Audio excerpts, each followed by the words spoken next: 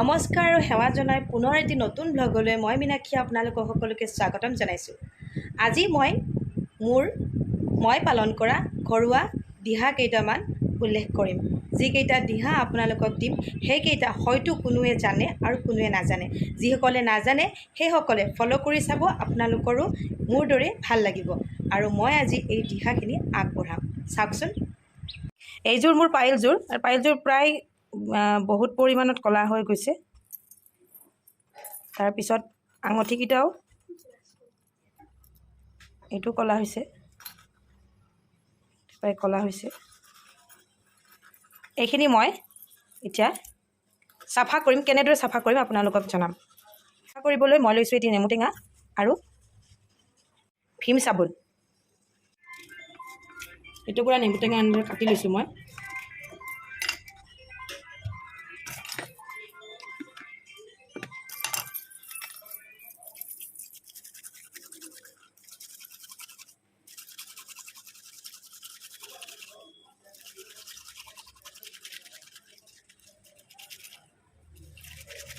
প্ৰায় 5 মিনিটমান এইদৰে ভালকৈ ঘঁহি দিলে খুব ধুনীয়াকৈ চাফা হৈ যাব। মই প্ৰায়ে কৰোঁ এইটো কাম, আপোনালোককো ক'বলৈ মন গ'ল। কাৰণ আমি সদায় যেতিয়া ব্যৱহাৰ কৰা বস্তু সদায় প্ৰায় লেতেৰা হয়েই, আৰু সদায় আমি গৈ বজাৰত গৈ চাফা কৰাটো আমাৰ কাৰণে দিগদাৰী।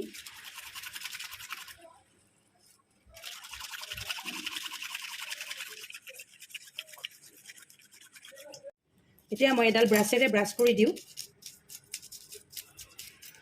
এইদৰে আপোনালোকে ব্ৰাছ এডালে ব্ৰাছ কৰি দিব।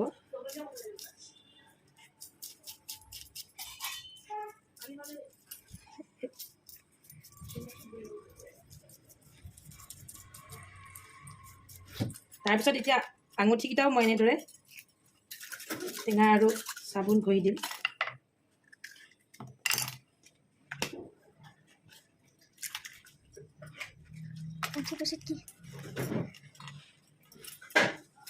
আঙঠিকেইটাও এনেদৰে মই টেঙা আৰু চাবোন ঘঁহি দিছোঁ।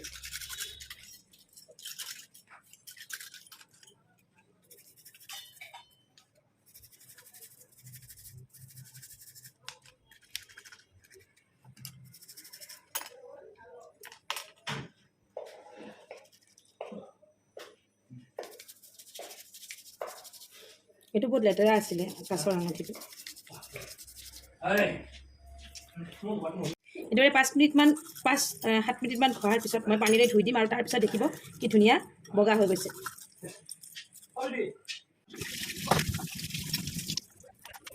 এইদৰে চাওক মোৰ পাইলযোৰ কিমান ধুনীয়া বগা হ'ল, বহুতখিনি চাফা হৈছে। লগতে মই যে কৈছিলোঁ আঙঠিকেইটাও চাফা হৈছে।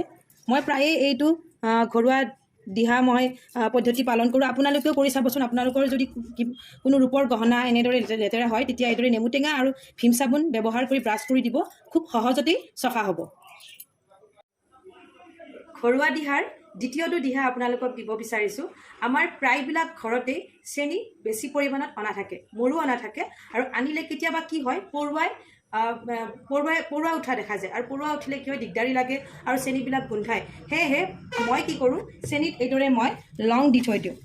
এই দেখিছেনে, লং দি থৈ দিওঁ, আৰু চেনিত এনেদৰে প্ৰায় 7-8টামান লং দি থৈ দিলে চেনিত কেতিয়াও পৰুৱাই নধৰে। আনকি মোৰ সৰু যিটো চেনিৰ টেমা আছে তাতো মই লং দি থৈ দিওঁ এনেদৰে, আৰু লং দি থৈ দিলে চেনিয়ে টেমাত উঠিব নোৱাৰে। আপোনালোকেও কৰি চাবচোন।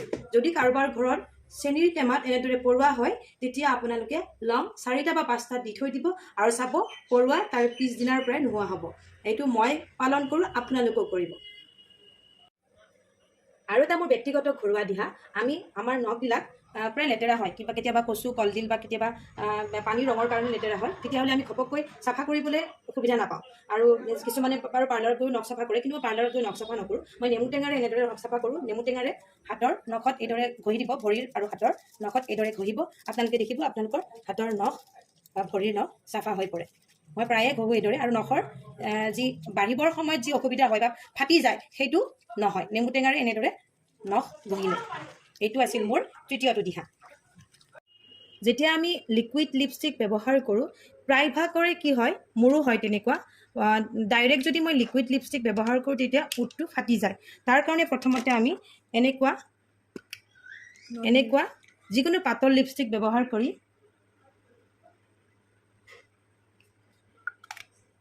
তাৰ পিছত লিকুইড লিপষ্টিক লগাব।